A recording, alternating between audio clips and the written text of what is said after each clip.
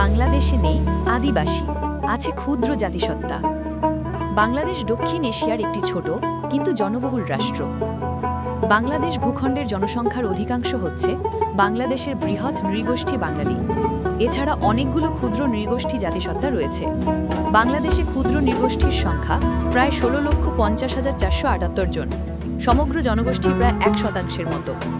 অধিকাংশ ক্ষুদ্র নৃগোষ্ঠী পার্বত্য চট্টগ্রাম, ময়মনসিংহ, সিলেট ও রাজশাহী অঞ্চলে বসবাস করে। এদের মধ্যে রয়েছে চাকমা, মারমা, তঞ্চঙ্গা, মৃ, খেয়াং, চাক, বোম, লুসাই, পাংখনা, ত্রিপুরা, সাঁওতাল, মণিপুরী ইত্যাদি।